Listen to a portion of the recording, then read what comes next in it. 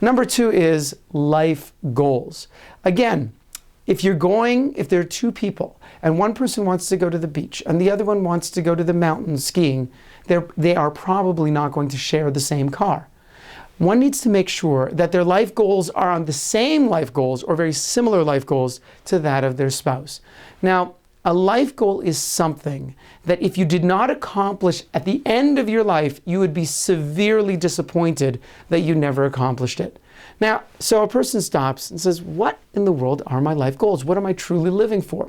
The way to figure this out is to ask yourself, what am I willing to die for? Now, everyone is going to say, I'm willing to die for my children, my family, but what does that mean, you're willing to die for them? If you're willing to die for something, you should be willing to live for it. If it's worth dying for and living for, you should at least enjoy it.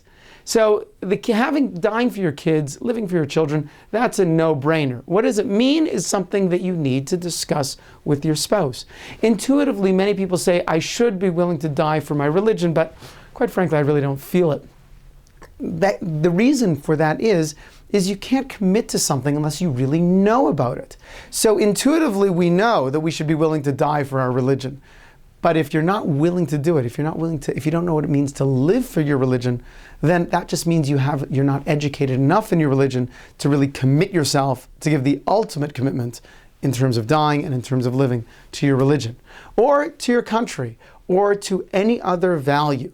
One might say, I'm willing to die for my children, but then anything that would negatively affect my children, like their freedom or their religion, then I would die for as well. So a person has to pull back. You have to do this individually and then with the person that you might marry, or in many people's cases, with their spouse for many years, and say, listen, what is really worth living for? And identify life goals. Building a family is a wonderful life goal. Perfecting the world is a wonderful life goal. Creating a legacy in some form of society, that's a beautiful life goal.